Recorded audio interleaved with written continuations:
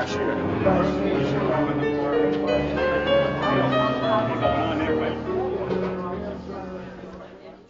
Kathy Curran. I'm the president of the UmassD Faculty Federation. I represent 756 extremely hard-working people.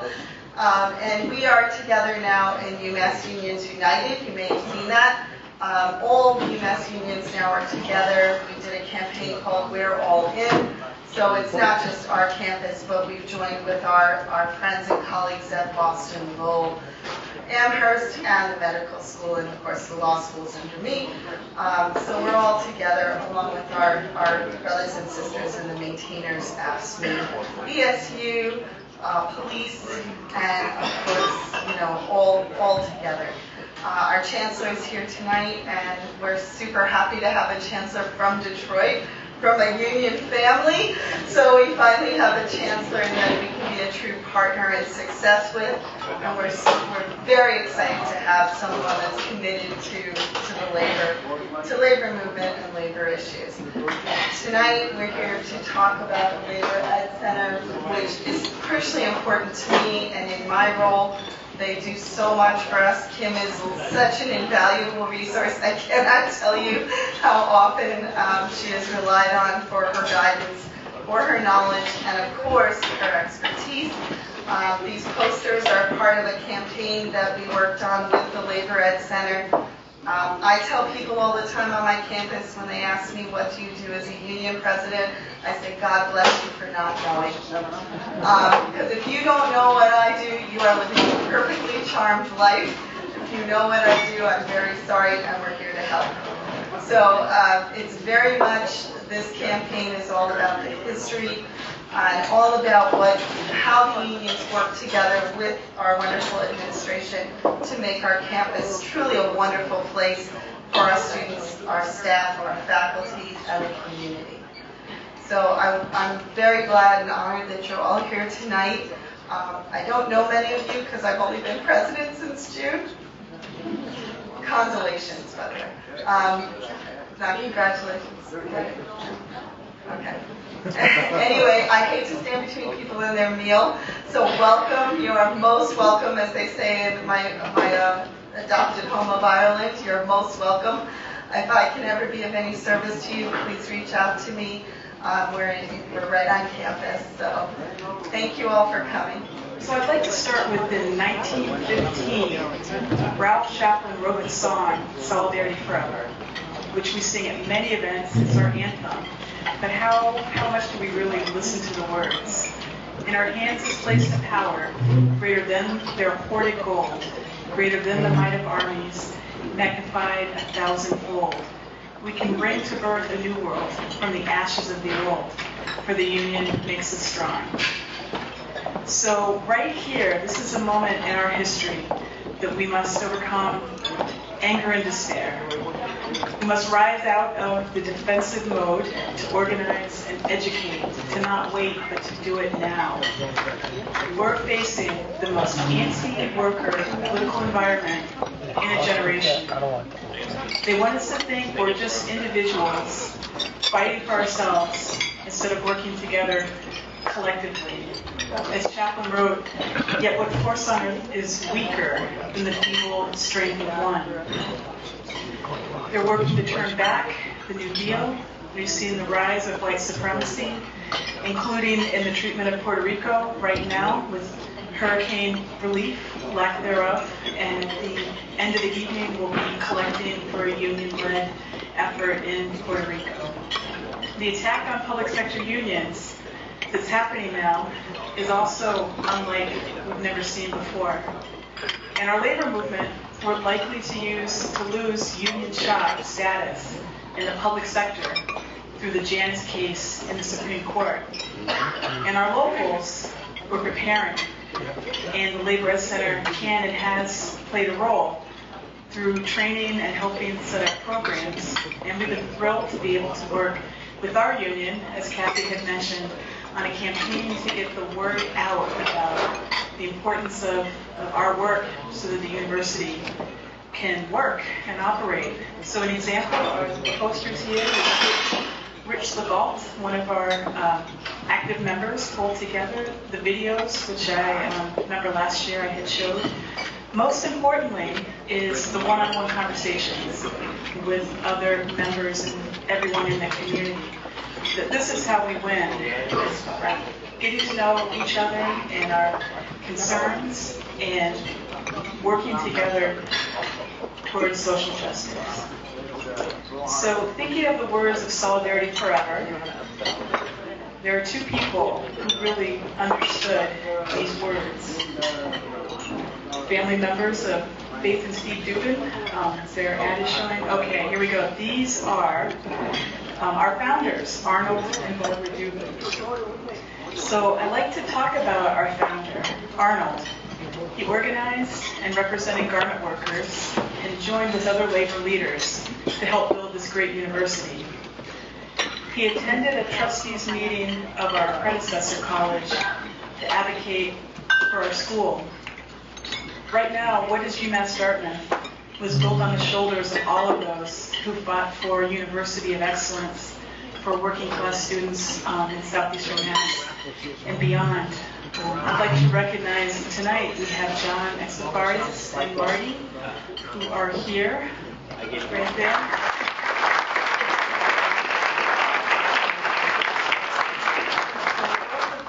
And Jim Snow were a part of those years in forming the Labor Center and knew them, as well as Cindy Rodericks was around at that time.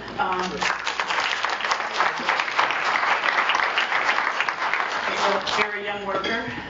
So I want us to think about them as we do our work, and to continue this legacy.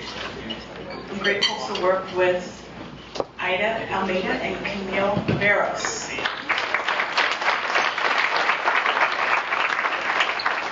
So they are committed to bringing students to social justice work and also to building and advocating for workers. Next slide, Jim Snow.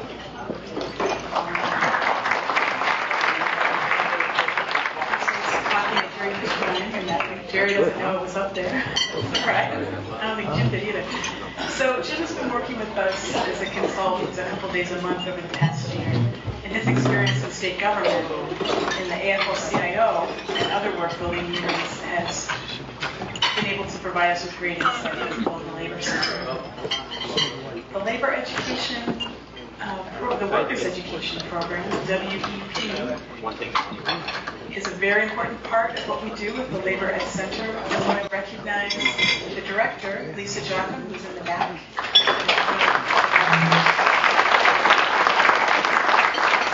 We actually have two students who are with us tonight. There's Juan Charge,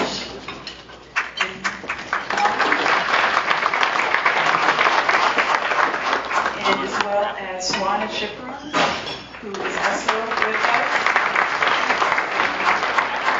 So Juan went all the way through the English as a second language program and is now studying for his HiSET or GED test.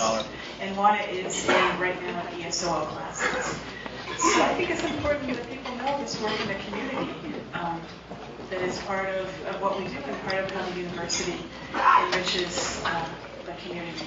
So Lisa has a staff of 15 teachers and support staff.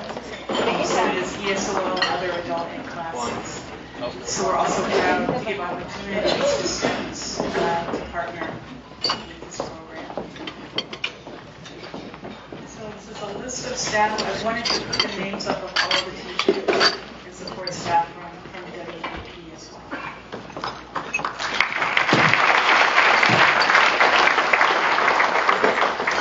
So this work needs to be multiplied.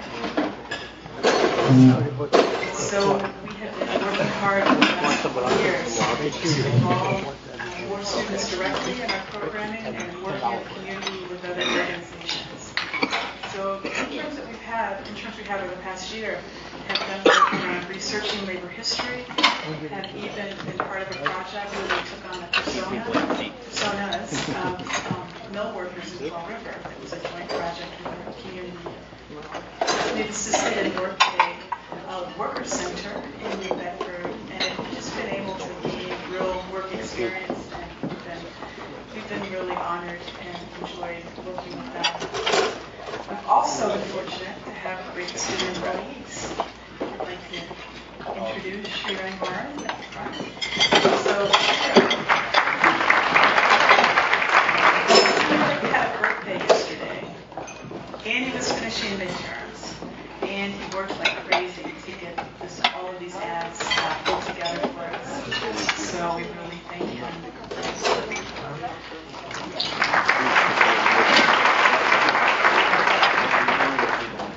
So none of this work is possible without our steering committee, and we're fortunate to have faculty and then many leaders in the labor movement and the community working every single month at the Labor Ed Center to support and guide our work, and I thank them all for all that they do, giving their own time.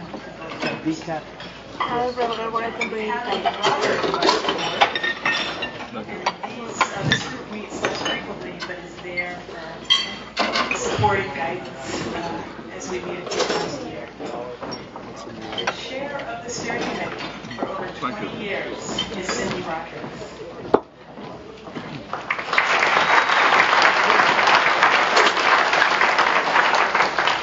So despite the slide, we are thanking her, but there are years to come, many years, and there will be more celebration of Cindy's work as time goes on in the next year. She is proudly our president and will be in leadership in the labor movement in the area as well as in the community.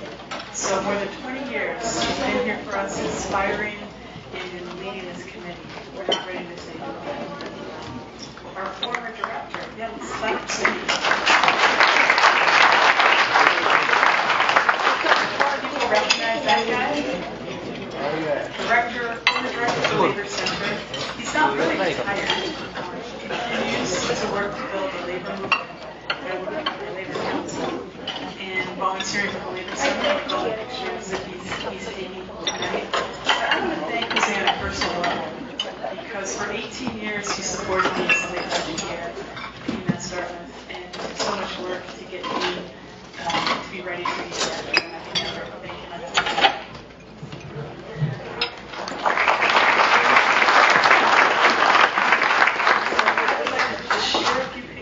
That Jose has taken as I wrap things up here. So this is from Vote No on 2, which was a fight to support public education and to control charter schools, and we won. It's a ballot question. Everyone in this room played some role, I would guess, in that fight. It was a big victory for public education. So the next picture of Jose, the next slide showing the struggles of this year is Bob's Tire in New Bedford.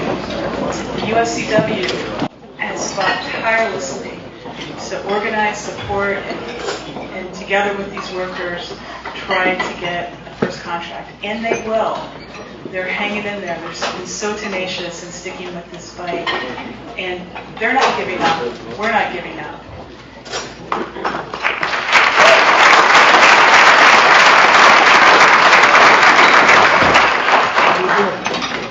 And then right next door, this is in Plymouth, Massachusetts. So we have with us a group of workers that have organized with the UAW. Please let us know where you're at. Yay!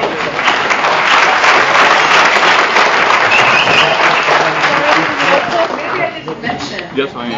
They are also Yeah, no, that's all good. That's They okay. are facing very difficult fight. So they have a petition they'd like to ask people to sign on to support them. That will be at the front as people leave. So in terms of DACA and supporting immigrant students, this is Priscilla Gambia. She is a student, not at UmassD, a student in the community, and she works as an advocate for other immigrants through the Community Economic Development Center, who's been an important partner for the Labor Ed Center for years. So I was lucky to be able to travel to the Women's Institute for Leadership Development there over the summer, and here she's speaking at a no-hate rally in New Bedford. So getting back to students, we were able to bring a group of 40 students and community leaders to the observance of the Travel Shirtwaist factory, the tragedy in that factory that led to so much organizing in the needle trains. So at this memorial, we held shirtwaists that had the names of workers who had been killed, and we hoisted them up to continue the fight for the living. We must all draw on what inspires us. And Frederick Douglass is our local, global freedom fighter. And, we hope, our dream is to continue with his legacy. And that is to fight for equality, to fight against racism and sexism, and in building a world with dignity and justice. It's hard to imagine all that work having been done in the past year since we did this a year ago, and it's a testament to the activism and energy and dynamism of the labor movement, the Central Labor Council, the affiliates of the council, and the Labor Education Center. So my job here tonight is to introduce and to make a presentation to a good friend who is now a member of the United States House of Representatives, William Keating.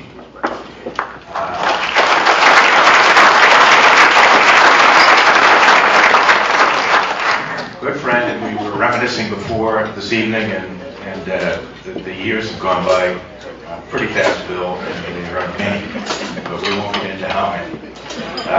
But Congressman Keating went to Boston College, went to Suffolk University Law School, and the letter carriers are here. I should make reference to the fact that he supported himself during those years as a student, as a letter carrier for the U.S. Postal Service. So a connection before we even started. Congressman Keating was elected to the Massachusetts House of Representatives as a young man in 1977, and he moved from the House of Representatives to the Massachusetts Senate in 1984. He was elected Norfolk County District Attorney in 1998, and then in 2010, a really tough year for Democrats. I was heavily involved in that campaign. Was elected to the United States House of Representatives. So just a few tidbits from my experience with Congressman Keating, and they are principally when he was a state legislator. The year was 1990. The hoisting and portable engineers had an issue that people were driving backhoes, bulldozers, heavy equipment, running cranes high above the street, subject to a licensing system, which was little more than write out a check, you get a piece of paper, and you're a licensed hoisting engineer, which should speak for itself in terms of the danger involved there. Bill grabbed this issue for us, took it through the legislative process, and modernized the operating engineers licensing law so that today, in contrast to some of the other big cities and states where this equipment is prominent, we seldom have accidents and fatalities owing to the rigorous nature of that licensing system. We're now in a campaign for to control wage theft, and salute to everyone who's involved in that. It's a very important issue, but you have no idea how bad wage enforcement used to be, considering where we were in 1994 when Congressman Keating, then as a member of the Massachusetts Senate, led the charge to get the issue of wage enforcement taken out of the district courts, and you went to a district court with a wage case, and they looked at you like you had two heads. No, they never did what we hoped they would do. And Congressman Keating was instrumental in getting that whole process moved over to the Attorney General's office. Now we have a great Attorney General, Maura Healey, who spoke the other day at our state convention, and she's doing great work with it. We need to make it better, and the wage theft amendments will do that. But credit to Congressman Keating for having authored that bill and moved it to the Senate. And after 10 years in the Senate, Congressman Keating, then Senator Keating, recognized what we all recognize, which is that the leadership of the Senate was something that was arthritic and outdated and anachronistic and going nowhere, and took on the leadership of the Massachusetts Senate in an act that I think still stands as probably one of the most courageous political things I've ever seen. As DA, he was receptive to all of us in terms of our problems with contractors who routinely violated the law. And then when he became congressman in 2010, one of the first things he did was to side with the utility workers who were striking at Pilgrim Power Plant and raising questions about the people that were running that plant during the strike. When the Republicans in Congress decided they were going to try to emasculate the National Labor Relations Board, and I know it's got its problems, there was Bill right in the thick of it to stop that action. On the many occasions when Republicans try to cut Social Security benefits and cost of living adjustment, Congressman Keating is there for us fighting that fight. When it comes to women's rights, LGBTQ rights, human rights, when they're under attack in the Congress or elsewhere, Congressman Keating will be there for us. And when the fishing industry is so important to us in this room and to the people of these communities was decimated, it was Congressman Keating that got us a disaster declaration and disaster relief. So the list of these things could go on for some time, but you get the picture.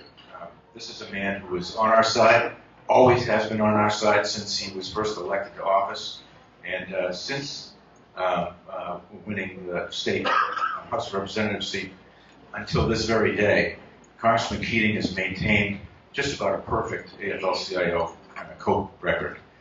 So that is something that we treasure, we're grateful for, and keep in mind in the coming years when we have to fight, go to bat for Congressman Keating.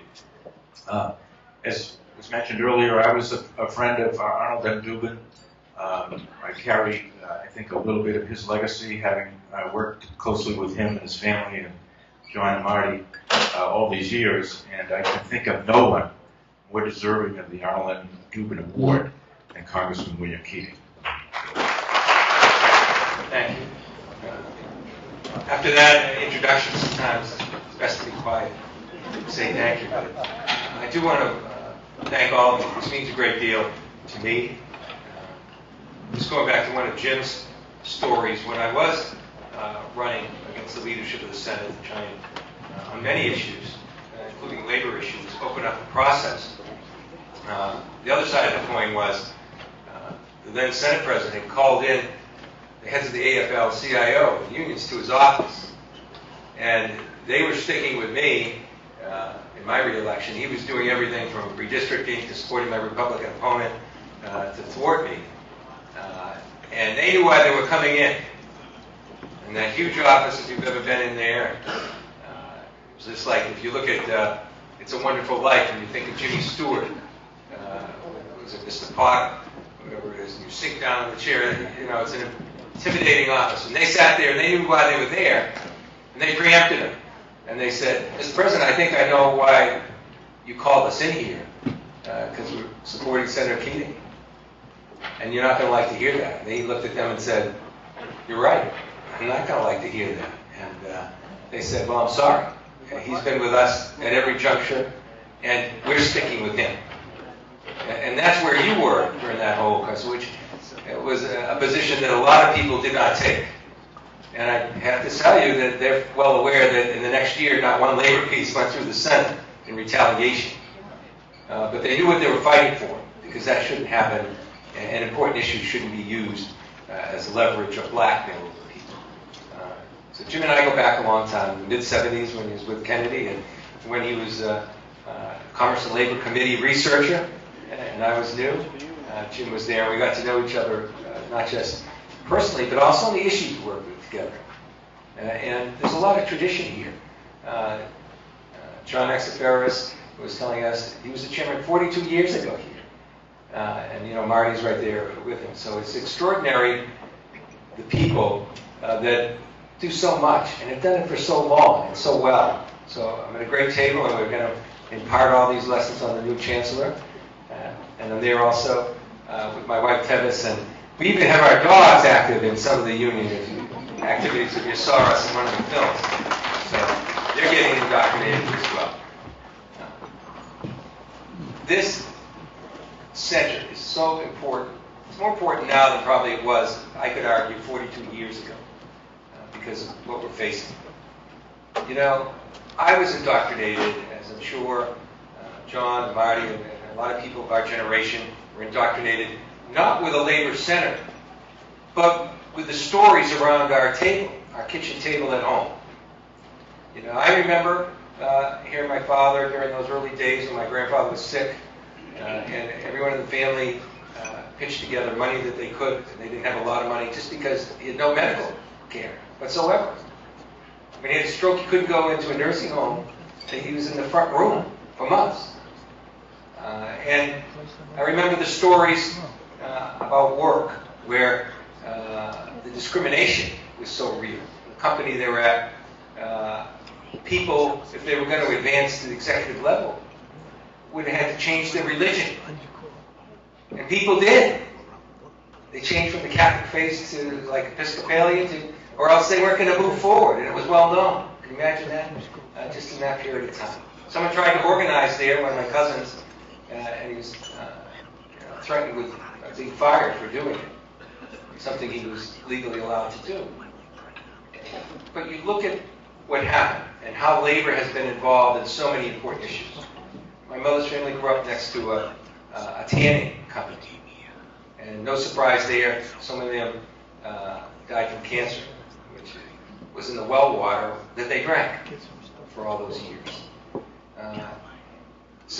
And people could be fired without any reason, and we can get into the multitude of reasons. Some of them exist today, even in Hollywood, where people abuse their positions or have power over people to change their careers and their lives.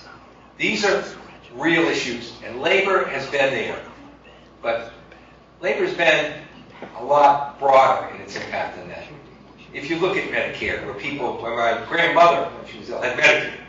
If you look at Social Security, where people had the chance to have financial security when they retired. When you look at Medicaid, that now pays for 40% of the health care costs of all children in this country, and 2/3 of the people in nursing homes. And when you look at the Affordable Care Act, which Joe Biden was right, it was a big deal. And they want to tear that down. They want to tear down Medicare. That latest budget that I was in turned into a voucher system just a few weeks ago. Medicare. They cut Medicaid so much that they're taking the poorest people that need health care and using it in that House bill to pay huge tax breaks for the top 1%. Can you think of the moral equivalency there? And the lack of it, and how disgusting that is? But labor has been there, making sure that people in their lives don't have to suffer through civil rights threats. I served with John Lewis. One of the best parts of my job is to getting to know John Lewis, a person that spilled his own blood at the Edmund Pettus Bridge, was beaten senseless for voting rights that are being taken away right now every day in this country, and they want to do more. And the only thing stopping them are the courts, and they want to do something with that too. So labor has been there as part of the basic fabric of what we know as our country today, the United States of America. I'll be the only one to speak tonight that brings up Bono. But Bono, I had a chance to talk to him, and he told me, he said, "I'm Irish." I said, "I'm Irish in background." He said, "Well, I'm Irish, but my favorite country is America because it was created on an idea, not a monarchy, not something that was rigid, but on ideas that are flexible and growing." And that's what the labor union has done. It was part of the very fabric that was weaved together that is indeed our country. That's the idea. That's our country. And because of neglect with a lot of our leadership, that is framed and has been framed, that fabric. And now it's even worse. It's intentionally being ripped apart.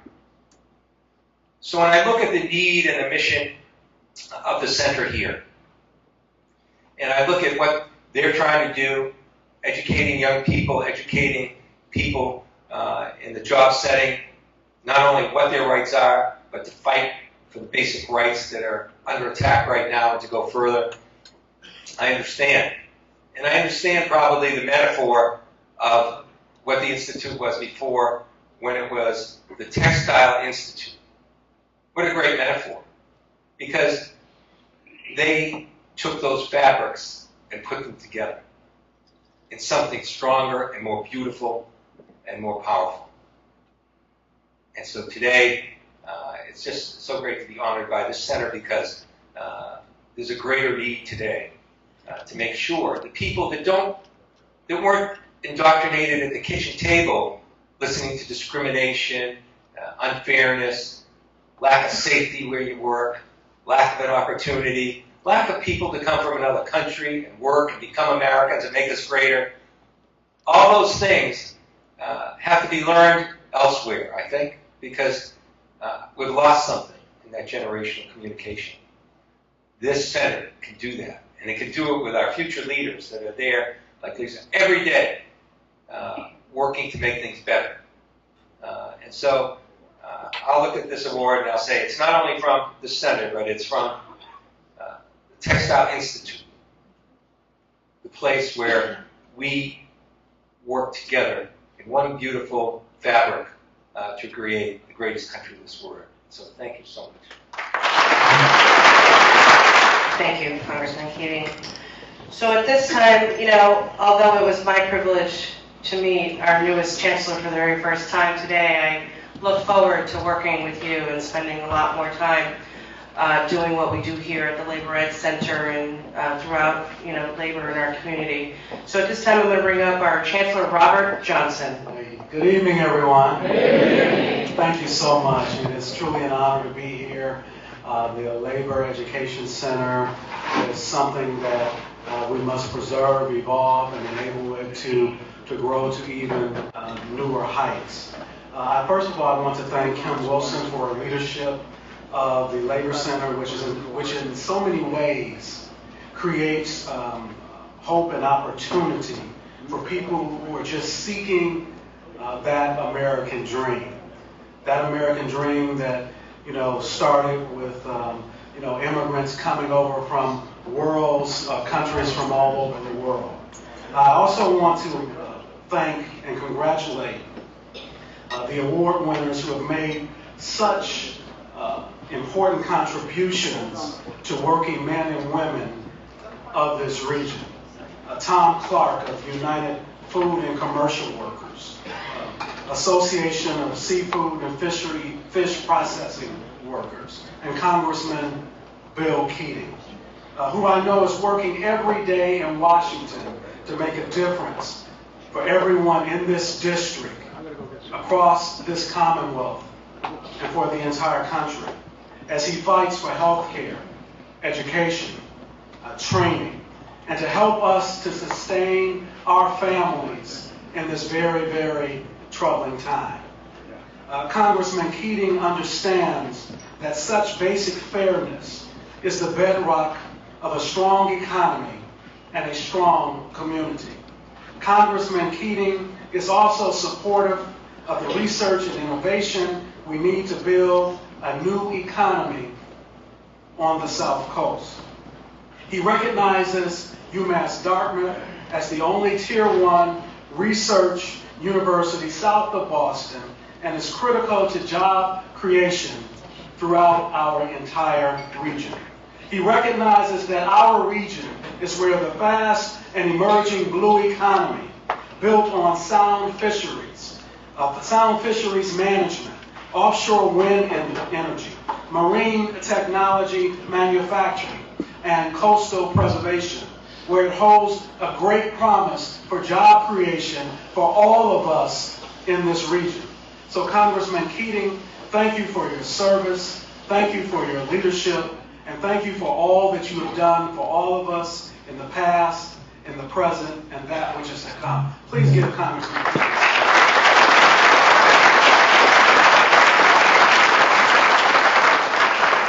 To all of the labor leaders in the room, I want to thank you for your work with Dr. Kathy Kern, my partnership in crime. Give her a hand.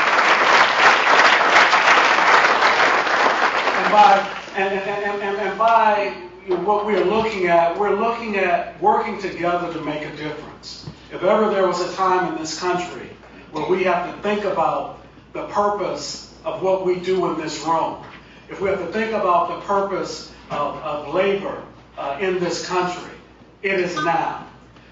I grew up in the city of Detroit, the UAW city. Many of my family members were auto workers. I remember working in the Ford foundry one summer while I was in college. Congressman Keating, it was the best college retention plan I ever could have had. It was hot in there. I delivered mail one summer to help pay my way through school.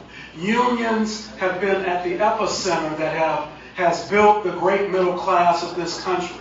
And together we must continue to work, because all of the work together to make a difference, because all of the things that generations, Marty, have worked for, there are those who are trying to erode it. They're trying to take away equality. They're trying to take away freedom. They're trying to take away justice. They're trying to take away voting rights. They're trying to take away the very things that so many people fought for with blood, sweat, tears, lives. It is up to us. If not us, then who? If not now, then when? This is our time.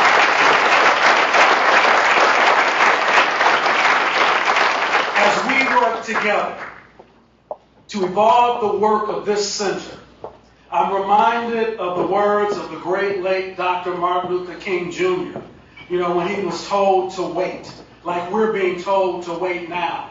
He said, so often people say, wait just a little while for justice, or wait just a little while for equality, wait just a little while for freedom. He said that word wait almost always meant never. It is like a tranquilizing thalidomide, relieving the emotional stress for a moment, only to give birth to an ill-formed infant of frustration. We will not wait in southeastern Massachusetts. We will not wait at UMass Dartmouth. We will not wait in the Commonwealth. If this country will not get their act together, we will fight and fight and fight and fight and fight and fight and fight and fight and fight until the work is done.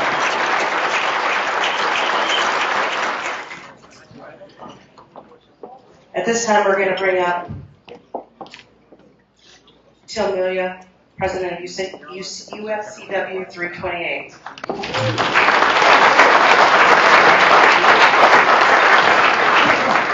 Thank you, Lisa. I got news for the next award winner. You got a tough act to follow. Chancellor, that was an excellent speech. Thank you very much.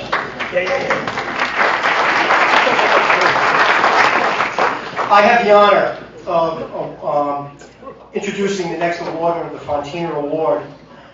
This next recipient is a friend of mine. It gives me great honor to give him this award. If I had to describe Tom, I would say from the very beginning, he's an organizer at heart. From the very beginning of his career, he was an organizer. He worked for Big Y up in Springfield, Massachusetts, and got fired from his job there because he was trying to organize his fellow workers at Big Y. Tom went on to work for a couple other grocers, and luckily for us, wound up in local 1459 in Springfield, Massachusetts, our sister local. And myself being a meat cutter, he went to a clerk local, and he's amazing. I liked him, just either way, even though he was a clerk. But he spent his lifetime working coast to coast in organizing campaigns, away from his family, away from his wife and his son, And he's worked on campaigns all over this country in the retail organizing for the UFCW. The retail organizing crews that they used to have back in the day that went around and just organized workers, food workers. I first met Tom on a campaign up in Worcester. It was a campaign for Shaw's workers up in Worcester. And Tom was in charge of it. And I remember walking into the room and meeting Tom for the first time. And the first thing I discovered about Tom was he was very no-nonsense. You either did your job or you got the hell out of there. He wasn't going to take any shit from anybody, and if you didn't do your job, get out of there, he didn't need you. And that was the first impression I got from Tom. Very no-nonsense, very much to the point. Tom went on from 2005 to 2015. He worked as an organizing consultant. One of the jobs that Tom did was he worked on the Smithfield campaign down in Tar Heel, North Carolina. That campaign had gotten a little stagnant, hadn't been going anywhere. Tom went down there, put that campaign back together, and in 3 years they had their first union contract. So that was a huge victory for the workers down in South. Tom also worked for school teachers. He worked for registered nurses, and he worked for the building trades as well as the AFL-CIO. 2015, the UFCW got a new international president, Mark Perone. And Mark, being the smart gentleman that he is, one of the first things he did was call Tom Clark, his friend, and said, Tom, I would like you to be the director of Region 1. And Region 1 is the UFCW is all of New England, New York, and New Jersey. And Tom took on the task, came in as the regional director, just around the same time that I became the president of my local. At that time, I had the opportunity to work side by side with Tom during our stop and shop negotiations.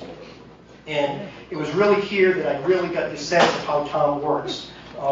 He is very patient, he was very calculated, and he became a strong partner with all of us, all the 5 locals. And we worked together and we did unified bargaining with the 5 New England locals to get a contract. And he developed a bargaining strategy that has become the model across the country now for how retail food is bargained across this country. In 2016, Tom was elected to the UFCW International Executive Board, became an international vice president. And then in March of this year, President Perone took him a little further and said, we need you to do your organizing again. So Tom at that point was promoted to the position of Director of National Strategic Retail Campaigns.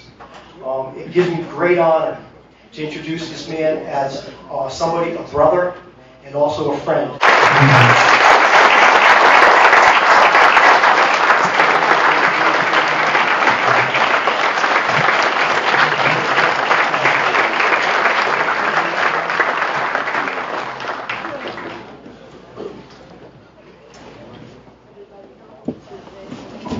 Wow, I thought it was going to be hard enough following the first 2 speakers until Amelia got up here. This award means a lot to me because it has to do with education and organizing. 2 of the things that I've worked with my union and with other unions on for many, many years. This is kind of like old home week in a way, coming back and working with old friends like Jim, or being with old friends like Jim Snow and my very good friend Cindy Rodriguez from AFL-CIO days. Certainly the UFCW locals that are here, I appreciate all of you being here.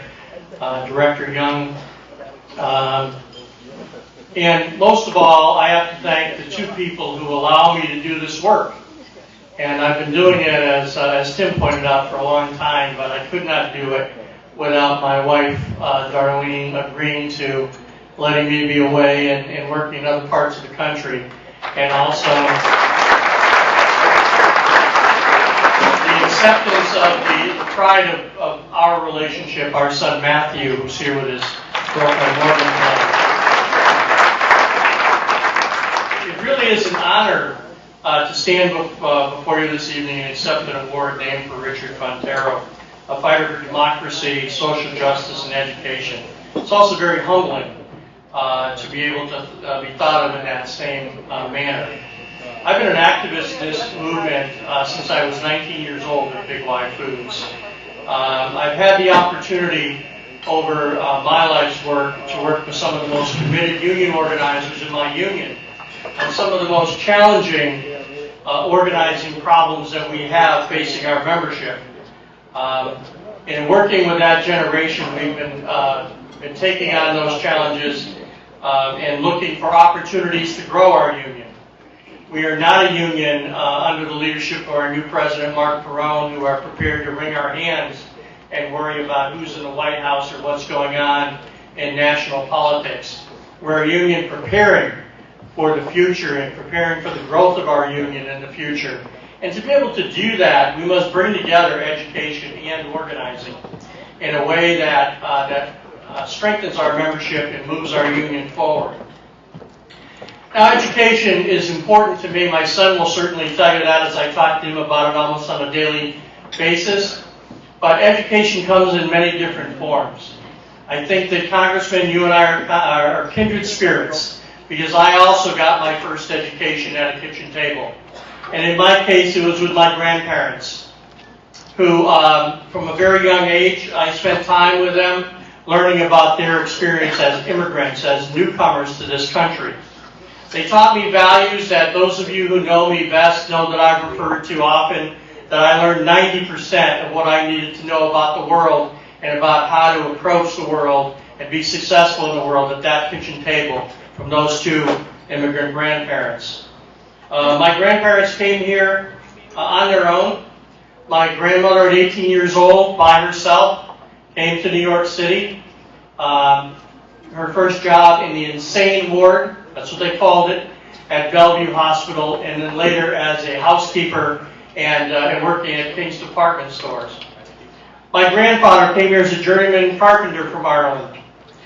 Couldn't get into the Carpenters Union and took a job with a company called Milton Bradley Toy Company, where he immediately joined the organizing committee with the Toy and Doll Makers Union, later the RWDSU. He stayed there for 35 years until he retired, because he was afraid to leave, because he had a family to support, while making furniture for members of our family that we still have in our house. My grandparents were from Ireland. They came here in the 1920s. Right after the Civil War was lost in Ireland. They were Republicans. Not the Hannity kind, the Irish kind. I learned many things at their kitchen table. I certainly learned about rebellion. But I also learned about what it was like for two young people to come here to a new country, to America, with no money, taking the lowest paying jobs that nobody else wanted. They taught me about that experience, and they taught me what awaited them even in the 20s when they got here. They taught me about Nina signs. Signs on factories that said no Irish, no dogs, and no blacks. Blacks is my word. They taught me many things about their experience and about how I should prepare for my life in America. And the number one lesson was that each generation must do better than the generation before, and that the only true way to do that was through education. Well, maybe they taught me a little bit too much about rebellion because I didn't follow the formal education route that they had hoped for me. But the lessons, nonetheless, that I learned there helped me in the work, certainly, that I've done as a UFCW organizer over the last 45 years. I learned simple lessons at that table. Understand your history. Know that life is about a struggle to make a better way for your family. That workers have to stand up. And that when they stand up together, they have power. And that if you get knocked down, get back up quickly. Those are the lessons that have guided my life as an organizer from the very beginning. And what I found was that when I began organizing, the seasoned organizers from the UFCW, and with all due respect to the amalgamated meat cutters, the retail clerks, taught me how to go about this work. But they were guided by exactly the same type of lessons that I had learned so long ago as a child at that kitchen table. They were also the lessons that I learned from Latino and Vietnamese workers in Southern California, from Latino and African American packing house workers in North Carolina, and from Guatemalan fishery workers in New Bedford. that we must all struggle to make a better life for our families, and that America is about that life, and that cannot be accomplished without unions, who are activist unions, who are fighting to empower workers, to use education to train our own staff and to give workers the tools that they need to build strong unions. Now, my work in assisting immigrant workers came very easy to me because of what I learned at that kitchen table so long ago. Although language and skin color were different in Southern California and North Carolina and Texas and other places, that the dream of America was not different, and that it was the obligation of the labor movement and of the UFCW to fight for immigrant workers and to make sure that no matter who was in the White House and no matter what the obstacle was, that we stood with fishery workers and we stood with packing house workers and construction workers and everyone else who was fighting for a better America. Now, I did not totally ignore what my grandparents taught me about education. I know that education and organizing go hand in hand. Though my education did not include college, I certainly have an appreciation for people who have gone through college and come into the labor movement. Programs like the Labor Education Center, brought to life by Richard Fontero and others, play an important role in the labor movement today. The graduates of labor studies programs, when teamed together with rank and file union organizers, members, provide us with organizing teams that are fully capable of taking on the challenges of the future in our movement. When paired together, they bring real-life experiences, skills, and innovative approaches to communicating with workers and unorganized workers throughout the industries that we seek to represent. In my new position as Director of National Retail Campaigns, we are building a very unique department within our union and certainly within the labor movement, where we are bringing together some very talented organizers to take on the most pressing problem that our union has, the biggest challenge to our survival. And that challenge is that we must build a 21st century model to be able to organize large numbers of retail food stores. That is the number one challenge that we have in our union. And under the leadership of our President, Mark Perone, we are bringing together a group. Now, that group is unique in that it brings together long-time, experienced, successful organizers with UFCW rank-and-file members and more formally educated political organizers who have come together in a collaborative atmosphere to think about not only how we've organized in the past, but how we must organize in the future. We're not seeking any magic potions or silver bullets or any easy ticket to being able to organize and strengthen our union.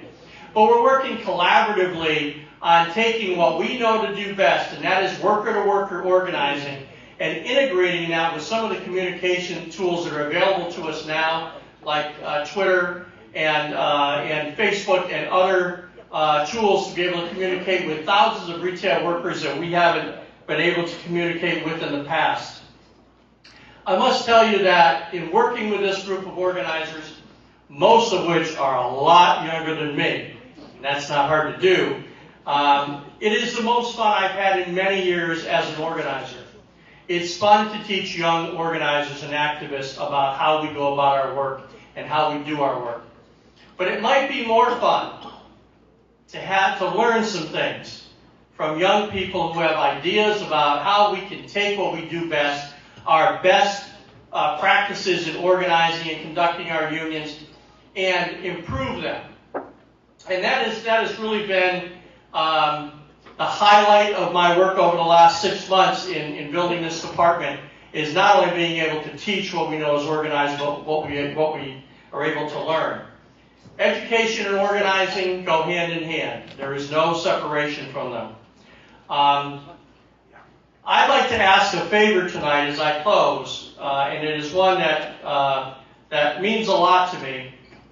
I'm not going to ask you to sing. But what I am going to ask you to do is, all of you work in organizations.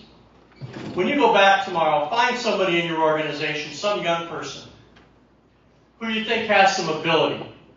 who cares about this work the way that we care about this work, who understands that we cannot go forward into the future unless we solidify the best things that we do in the labor movement and build on those. Find that young person. Go have a cup of coffee with her. Right? Talk to her about your commitment to this work, why you do this work, and listen to her about why she does this work and wants to do this work. And if that conversation goes well, I want you to make a personal commitment to mentor that person. That is the history of the labor movement. That is what brought us to this room. Certainly it's what brought me to this room 45 years ago when more experienced organizers said, come on, kid, we'll show you how this works. And we all have a responsibility to do that to grow our movement. This award means an awful lot to me. Thank you very, very much. Next, we're bringing up Camille Viveras, who will be presenting the Dora Bastrich Award.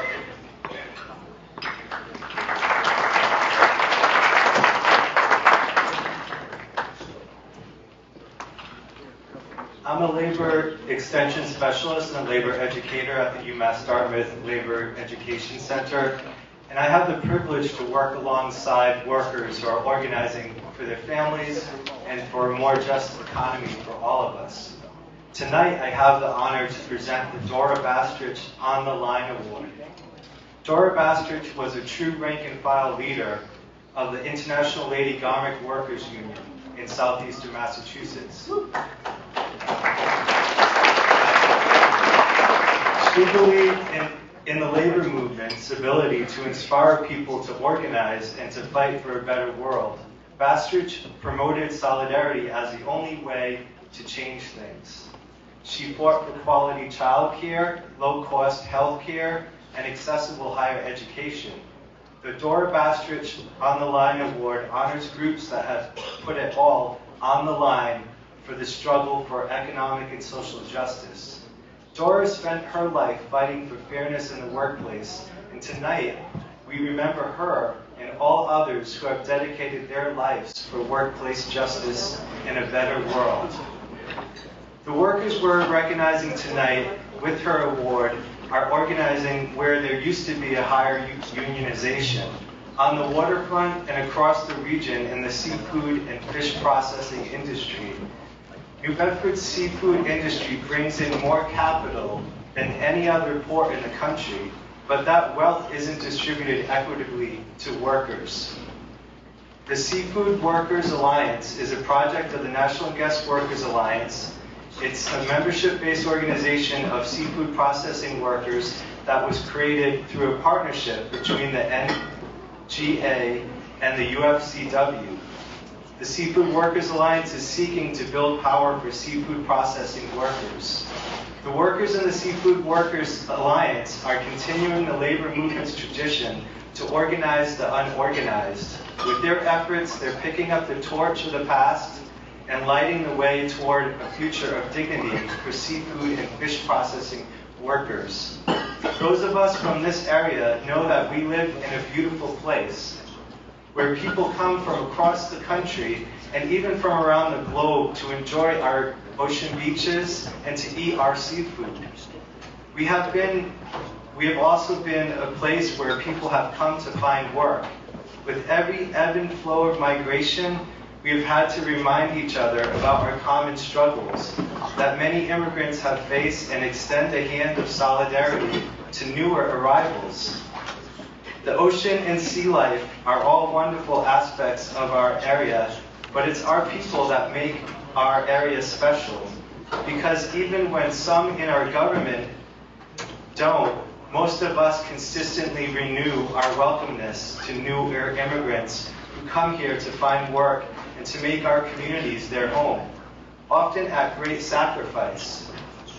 It is these beautiful waves of migration that have made our region such a wonderful place, bringing diverse cultures, filling our congregations and storefronts, and contributing to our communities and the economy.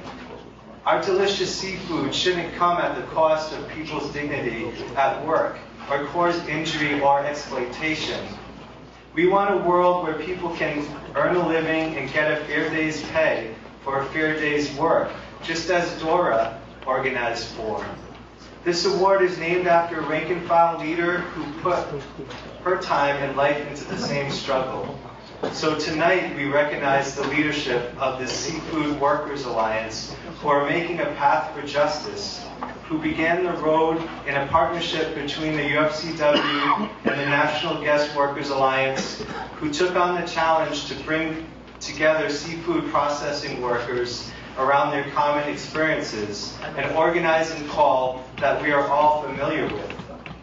Unfortunately, over the last year, the fear that these workers have faced have become even worse. We know that the only antidote for fear is solidarity, which they are building person by person, day by day. The Seafood Workers Alliance are also educating us about the work that often is ignored that goes into processing seafood that we eat.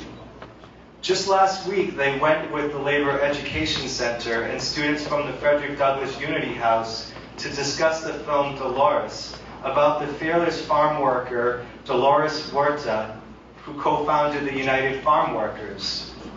We want to recognize these workers who are showing us the way through action and organizing. They're courageously conquering fear and leading the way to the future of our labor movement. As Cesar Chavez said, once social change begins, it cannot be reversed. You cannot uneducate the person who has learned to read. You cannot humiliate the person who feels pride. You cannot oppress the person who are not afraid anymore. The Arnold M. Dubin Labor Education Center of the University of Massachusetts is honored to present the Dora Bastrich On the Line Award on the 19th of October to the Seafood Workers Alliance.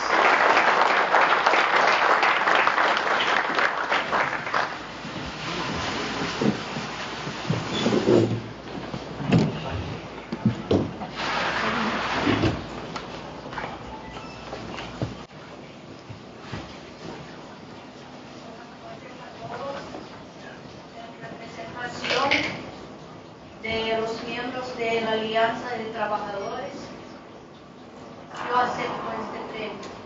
Good evening, everyone. On behalf of the Seafood Workers Alliance, I received this award.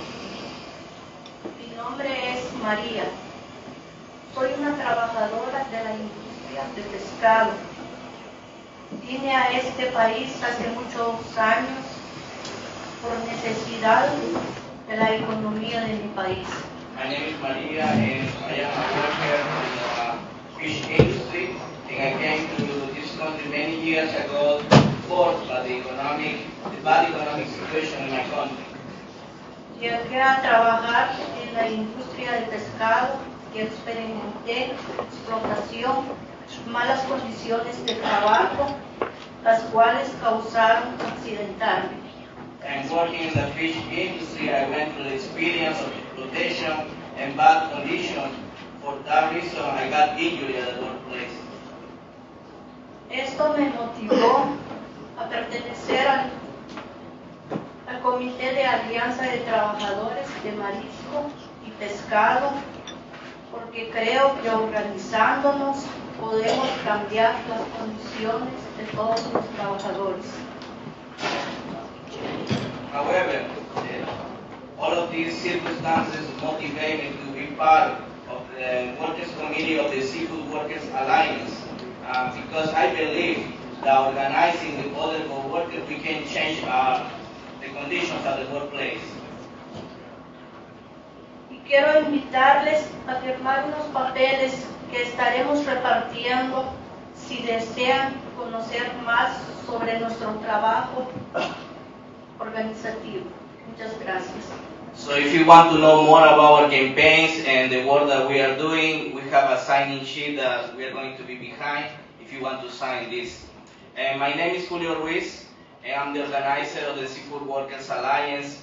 And I also want to give thanks to the Labor Resource Center for this award, which is very important. I also believe that education and organizing they are linked.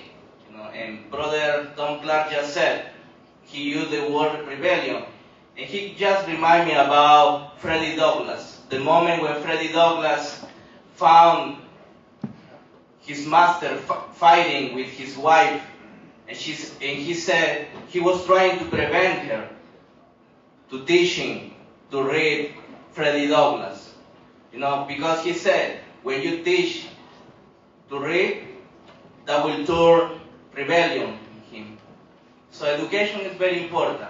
The Labor Resource Center is doing a great work with this.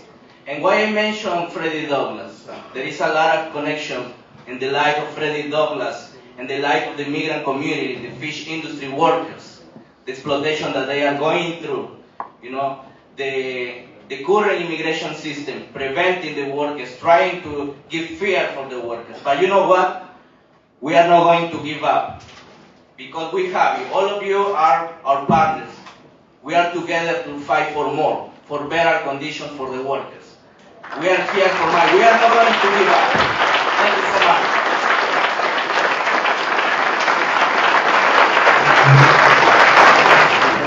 Many of you know Cheryl for her active participation in her union, in the Labor Council, and the broader world of politics. So I am honored to present the Dunham Award to Cheryl Courtney.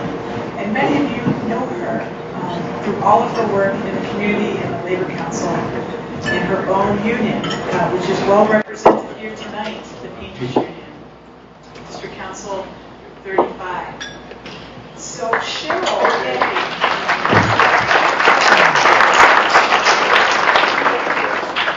Cheryl is a leader who makes herself available as a volunteer to be a part of solidarity projects, including painting women's shelters and shelters for children.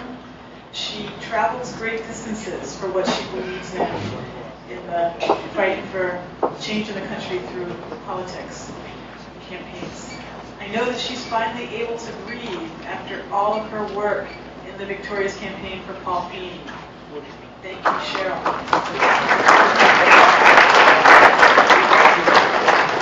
So she's been a leader in many capacities. Not only has she been on the executive board of her local 691, she's also been a delegate to District Council 35, as well as a trustee of the Labor Council. But many of you may not know that she was a school teacher, and this might help explain her ability to educate others.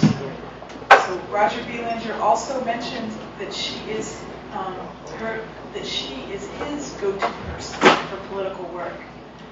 So she may have retired, but she hasn't slowed down. And I'd like to give you Cheryl Courtney. This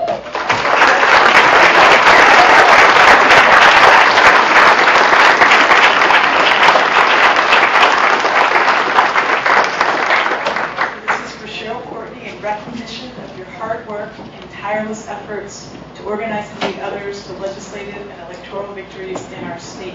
As a true rank-and-file leader of your union, you've inspired others to continue struggling for justice. No matter what, everybody in this room knows how important your work is. No matter what we do, members get them. Nothing to us, get on the telephone, hold this out. People are nothing to all we do. They can go from one house to the other. It doesn't matter, it's a special election, blah, blah, blah. After a little bit of education on the list law, change their mind again. Their vote does matter. And so it's all different.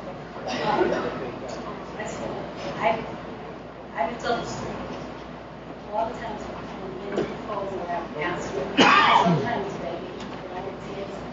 And I just like to say thank you to all of you because I know I've called all of you a ton of times, and so I just want to say thank you to everyone that says yes, I can.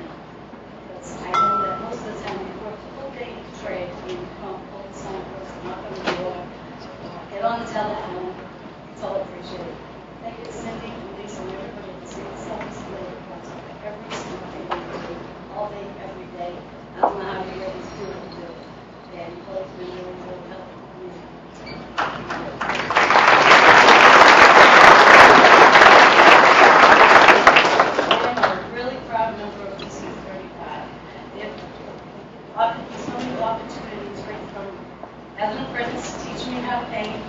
giving me the opportunity to help me with political stuff. I'm grateful to get over to us as apprentices, in a van, in a car, in whatever, drug to stuff that we go, sign reports. And they taught us that what we do for labor, how we go, matters for our family, our community, our jobs. So I'm kind of thankful and proud to be at the practice. I want to thank my local guys, 691 for coming out and always support me. Thank you. Before I give out the award, I'd just like to congratulate Greater Southeastern Mass Labor Council, new president starting January 1st.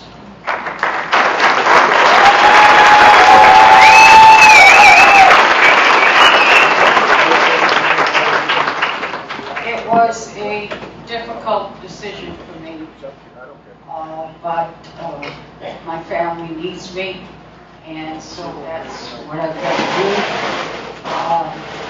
And I know Lisa, I've mentored her for quite a while, and she'll do a fantastic job and be a fantastic president.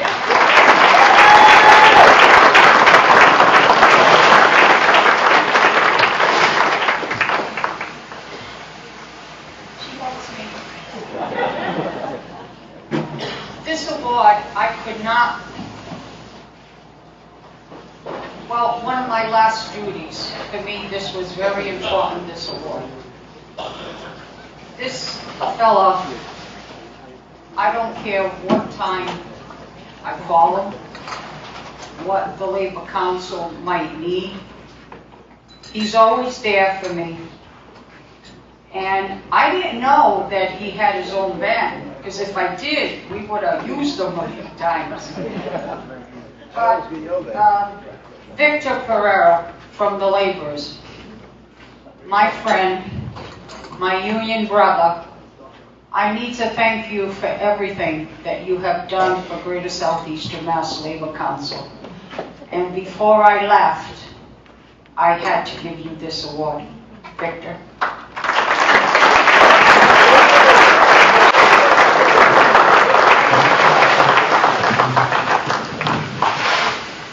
I'll read you what's on here. President's Award presented to Victor Pereira in recognition and deep appreciation for all your help in making the Labor Council as strong as it is today.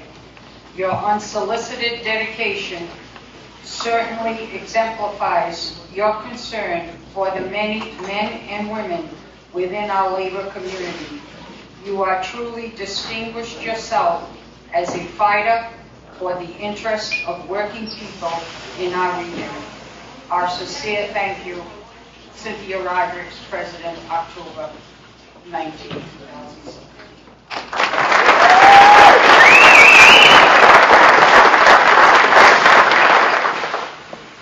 I want to say thank you to everybody, Cindy, Labor Council, brothers, sisters. I wasn't expecting it, obviously.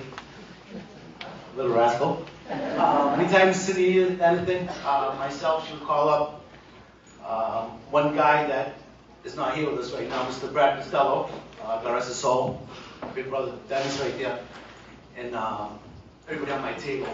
Love you guys. Labor Council, yourself, Lisa, Jose. Behind the scenes, we don't say much, but today, I'm a little taken back, obviously. And anytime Cindy needs anything, and if you do need anything from here on in, give us a call. Need a ride? Need a bingo night? Just let us know. Thank you.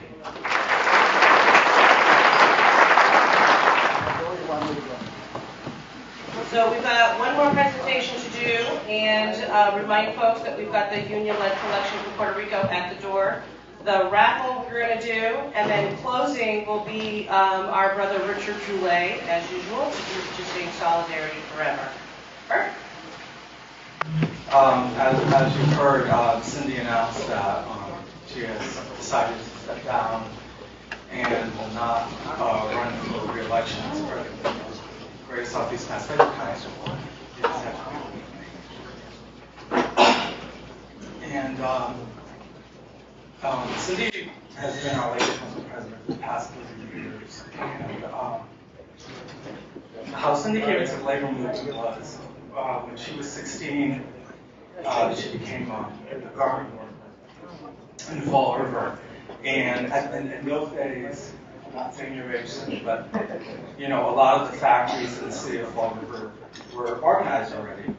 And so she went into an organized plant, really sort of got the feel of what it was like to work in an organized shop, became active, her union became steward, went to work at another factory, became even more active, became chief steward, did volunteer organizing for her union, and then around 1980, probably when I was becoming an activist in the union, Cindy had gone on staff and became a rep for my union. And she was actually my business agent for quite a while. And was one of the first women to hold that leadership position. And so Cindy always really had the union in her blood, and she probably got it, like a lot of us had said this evening, probably from home and from parents and grandparents, and having that same experience through her life. And she's really made a huge impact in the area, in the greater southeastern Massachusetts area, and actually in the state of Massachusetts. Because I can remember when Cindy first got elected, if you believe this or not, the Mass AFL-CIO at one time had women at large, VPs, designated specifically for that. And Cindy was like one of the first women to be a VP on Massachusetts AFL-CIO. And but she really has made an impact and a difference to the area, to the labor movement, and to a lot of people, and to a lot of unions.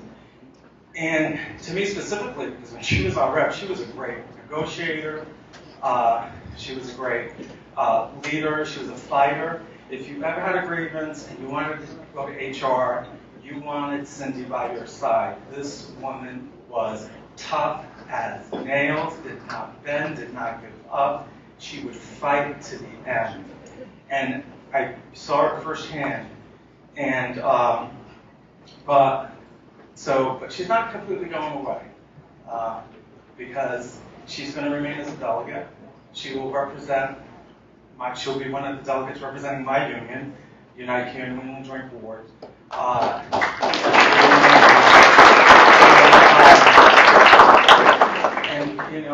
And she'll help with the transition and all that.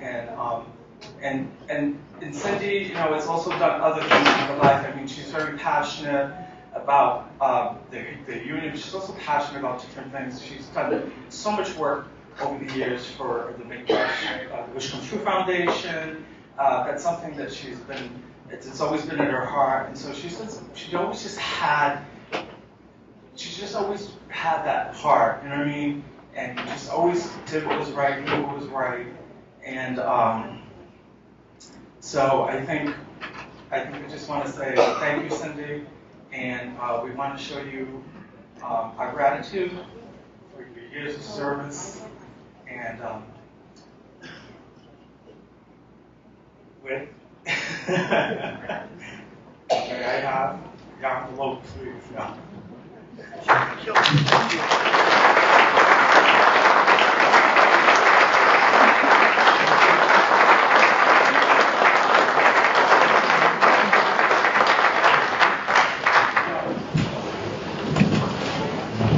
This was a very difficult decision for me.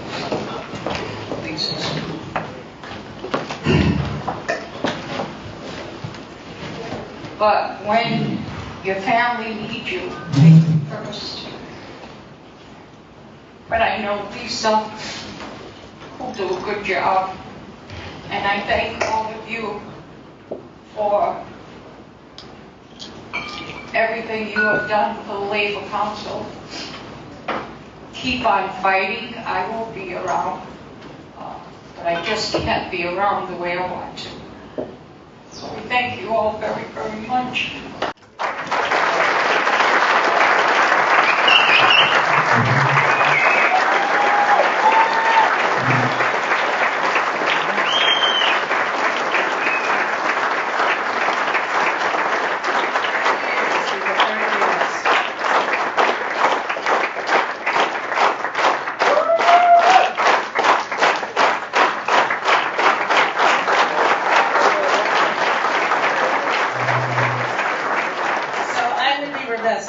could take this time to, be the way Cindy taught me to be. And to take this opportunity to thank her personally myself. Cindy, we want to thank you for sharing your time, your talent, and most importantly, your life with us. And it seems like it's been an entire life that you've been with us. It's certainly been a big part of mine. As a labor leader, you've sacrificed more than words can say. But it's time, my sister. It's time for you to take care of you. And it's certainly time for you to take care of your mom and your loving husband, John, both who need you more than ever right now.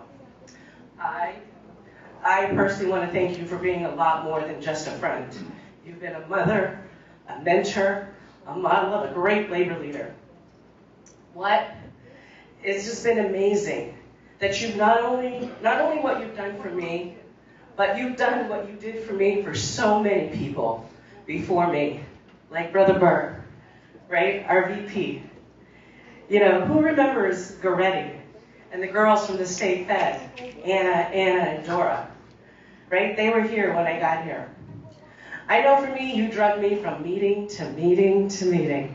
And she'd say to me, you watch and you listen, and by God, you learn. And that I did. She introduced me to anybody and everybody. I don't think that I'll be able to fill Cindy Roderick's shoes, but I'm certainly going to try. You have been an inspiration. You rose to the ranks of the labor movement when there were very few women. You were not always the only female labor council president in Mass, but you were certainly one of the first and currently the only. You've paved the way for women like me, and for that, I thank you. Starting out as a young stitcher, you helped organize and educate your shop. You became a steward, a local president, a business agent, and a labor council president who led tough fights and negotiated hard and never gave up, as Bert said. You've helped build bridges and relationships that have helped move the working people's agenda. You have always fought hard for the organized and the unorganized, and most importantly for those who could not fight for themselves. And Cindy, we thank you. We love you forever and always.